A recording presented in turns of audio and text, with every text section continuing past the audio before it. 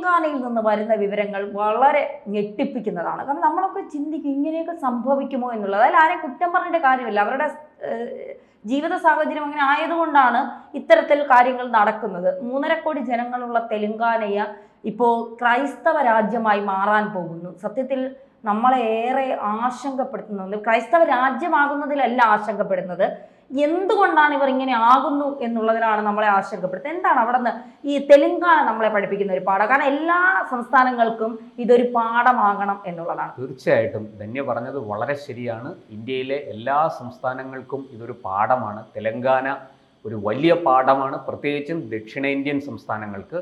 ആന്ധ്ര, തമിഴ്നാട്, കേരളം, കർണാടക ഒക്കെ വളരെ ജാഗ്രതയോടെ ഈ വിഷയം പഠിക്കുകയും ഇതിന് പരിഹാരം കണ്ടെത്തുകയും വേണം.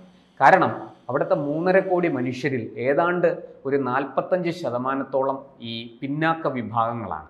അതിൽ തന്നെ ഏതാണ്ട് അതിൻ്റെ പകുതിയോളം പട്ടികജാതി പട്ടികവർഗ വിഭാഗത്തിൽപ്പെട്ടവരാണ്. അവരിൽ നിന്നാണ് വലിയ തോതിൽ ക്രൈസ്തവ മതത്തിലേക്ക് മതം മാറ്റം നടന്നിരിക്കുന്നത്. ഇത് അവരുടെ ജീവിത സാഹചര്യങ്ങൾ അവരെ നിർബന്ധിച്ച് അങ്ങനൊരു കൃത്യത്തിന് പ്രേരിപ്പിക്കുകയാണ്. അവരെ മതം മാറ്റിയിരിക്കുന്നത് പ്രൊട്ടസ്റ്റൻറ്റുകളും ബാപ്റ്റിസ്റ്റുകളുമാണ്. പെന്തക്കോസ്ത് വിഭാഗത്തിൽപ്പെട്ടവരൊക്കെയാണ് ഇവരെ വ്യാപകമായിട്ട് മതം മാറ്റിയിരിക്കുന്നത്. ഈ മതം മാറ്റത്തിൻ്റെ കണക്ക് തെലങ്കാന നിയമസഭയുടെ മേശപ്പുറത്ത് വെച്ചിരിക്കുകയാണ്. കാരണം എന്താണെന്ന് വെച്ചാൽ ഇപ്പോൾ നമ്മുടെ സംസ്ഥാനങ്ങൾക്ക് ജാതി സെൻസസ് എടുക്കാനുള്ള അനുവാദമുണ്ട്. അതിന് നിയമ ഭേദഗതി കേന്ദ്ര സർക്കാർ കൊണ്ടുവന്നു. അപ്പോൾ അതിൻ്റെ ഭാഗമായിട്ട് തെലങ്കാനയിൽ രാഹുൽ ഗാന്ധി ഒരുപാട് തവണ പറഞ്ഞതാണ് ജാതി സെൻസസ് വേണം, ജാതി സെൻസസ് വേണം. അപ്പോൾ കൃത്യമായിട്ട് കേന്ദ്ര സർക്കാർ മറുപടി കൊടുത്തു. അത് സംസ്ഥാനങ്ങൾക്ക് അതിനുള്ള അധികാരമുണ്ട്, എടുത്തുകൊള്ളൂ, ഞങ്ങൾ ആരും തടസ്സപ്പെടുത്തുന്നില്ല, അതിലൊരു നിയമപ്രശ്നവുമില്ല. അങ്ങനെ തെലങ്കാന ഭരിക്കുന്നത് കോൺഗ്രസ് ആണ്. രേവന്ത് റെഡ്ഡിയാണ് അവിടുത്തെ മുഖ്യമന്ത്രി. അദ്ദേഹത്തിൻ്റെ നേതൃത്വത്തിലുള്ള സർക്കാർ അവിടെ ജാതി സെൻസസ് നടത്തി. ആ ജാതി സെൻസസ് നടത്തിയപ്പോഴാണ് ഈ ഞെട്ടിപ്പിക്കുന്ന കണക്കുകൾ പുറത്തു വന്നത്.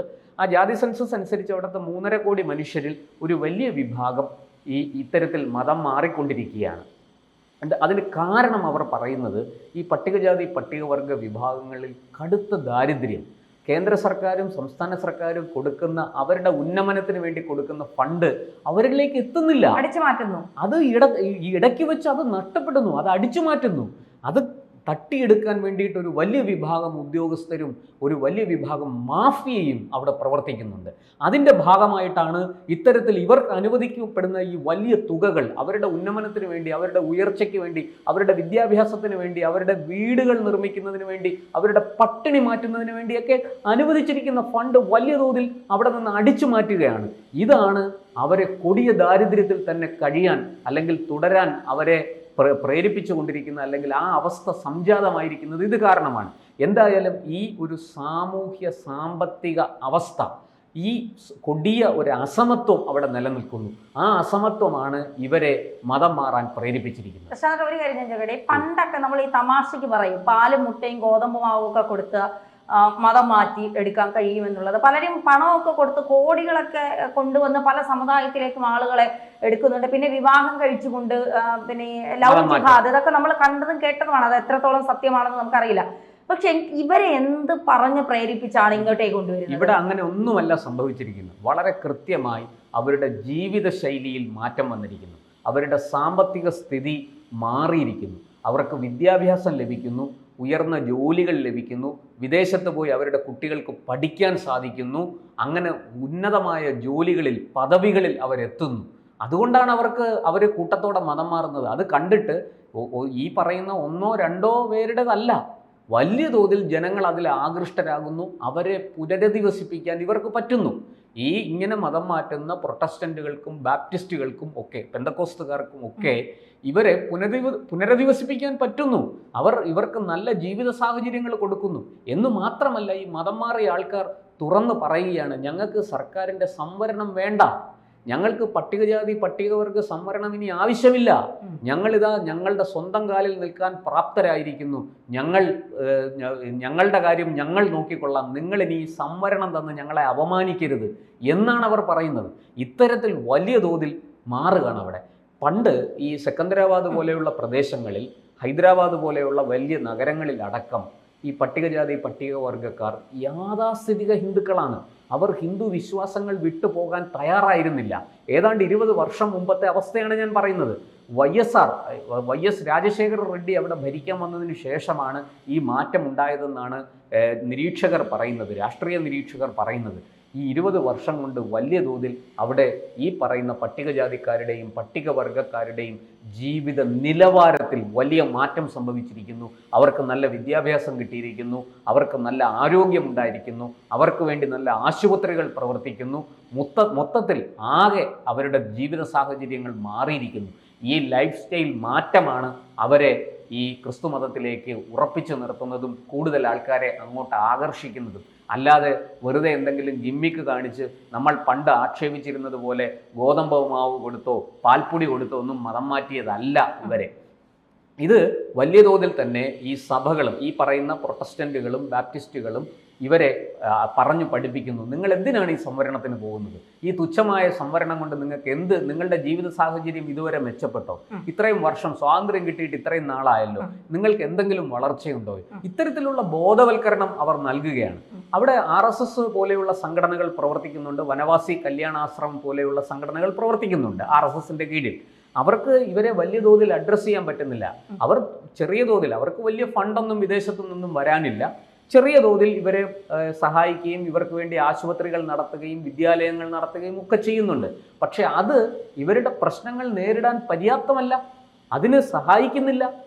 അതേസമയം അപ്പുറത്ത് വലിയ തോതിൽ വിദേശ ഫണ്ട് ഉപയോഗിച്ച് ഈ കാര്യങ്ങൾ പ്രൊട്ടസ്റ്റന്റുകളും ബാപ്റ്റിസ്റ്റുകളും ചെയ്യുന്നു. നമുക്കറിയാം, ഇന്ന് മുഖ്യധാരാ സഭകൾ, കത്തോലിക്ക സഭ പോലെയുള്ള ഓർത്തഡോക്സും യാക്കോബായക്കാരും ഒക്കെ, അല്ലെങ്കിൽ സുറിയാനി ക്രിസ്ത്യാനികളൊന്നും അങ്ങനെ മതം മാറ്റുന്നില്ല. അത് മാത്രമല്ല പ്രശ്നം, എനിക്ക് ഇവരിൽ തോന്നിയിട്ടുള്ള ഒരു ഏറ്റവും നല്ല ഗുണമായിട്ട് തോന്നില്ല, ഇവരിൽ ഏതെങ്കിലും കുട്ടികൾ പഠിച്ച് ഒന്ന് രക്ഷപ്പെട്ടാൽ ഇവർ തന്നെ അവരെ മുൻകൈ എടുത്ത് വിദേശ രാജ്യങ്ങളിലൊക്കെ വിടാൻ ശ്രമിക്കാറുണ്ട് എന്നുള്ളത്. കാരണം നമുക്കറിയാവുന്ന പല കുട്ടികളും ജർമ്മനിയിൽ അവിടെ നഴ്സിംഗ് ഒക്കെ പഠിച്ച് ഇവർ തന്നെ കുട്ടികളെ പഠിപ്പിക്കും.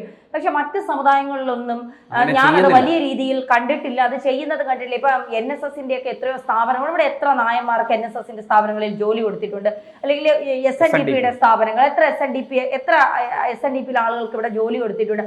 ഇതിനൊക്കെ മറികടന്നുകൊണ്ട് ക്രൈസ്തവർ അല്ലെങ്കിൽ ക്രിസ്ത്യാനികൾ അവരുടെ കുട്ടികളെ കൂടുതൽ എന്താ പറയുക, ലോകവുമായി കൂടുതൽ അടുക്കാൻ അവർ കുറച്ചുകൂടെ പ്രാപ്തരാക്കുന്നു എന്നുള്ളതാണ്. ഏത് മേഖലയിലാണ് ജോലി സാധ്യതയുള്ളത് ആ മേഖലയിലേക്ക് കുറച്ചുകൂടി അവരെ പറഞ്ഞു വിട്ടുകൊണ്ട് അവരെ വിദേശ രാജ്യങ്ങളിലാണെങ്കിലും അല്ലെങ്കിൽ ഇവിടെ ആണെങ്കിലും ഒക്കെ അവരുടെ സ്ഥാപനങ്ങളിൽ അവർക്ക് കഴിഞ്ഞിട്ടേ മറ്റുള്ളവർക്കുള്ളൂ എന്നുള്ള രീതിയിലേക്ക് പോകുമ്പോൾ സ്വാഭാവികമായിട്ടും പിള്ളേർക്ക് തോന്നില്ലേ, നമ്മുടെ ഇതിൽ നിന്ന് നമുക്കൊരു ഇതില്ല, എന്നാ പിന്നെ നമ്മൾ അതിലേക്ക് വെക്കൂടെ എന്നുള്ളത്. ധന്യ പറഞ്ഞത് വളരെ ശരിയാണ്. അതിനകത്ത് ഒരു അപകടം ഒളിഞ്ഞിരിപ്പുണ്ട്. ഇത് ഭാവിയിൽ ഒരു പൊളിറ്റിക്കൽ വോട്ട് ബാങ്കായി മാറും. തീർച്ചയായിട്ടും അങ്ങനെ വോട്ട് ബാങ്കായി മാറിക്കഴിഞ്ഞാൽ അവർ രാഷ്ട്രീയ പാർട്ടികളോട് വിലപേശും. അത് കോൺഗ്രസിനോടായാലും BJPയോടായാലും കമ്മ്യൂണിസ്റ്റ് പാർട്ടികളോടായാലും ഇനി അല്ലാത്ത ഏതെങ്കിലും ഒരു പാർട്ടിയോടാണെങ്കിലും ശരി, അവർ ശക്തമായി വിലപേശി അവർ അവരുടെ കാര്യങ്ങൾ സാധിക്കും.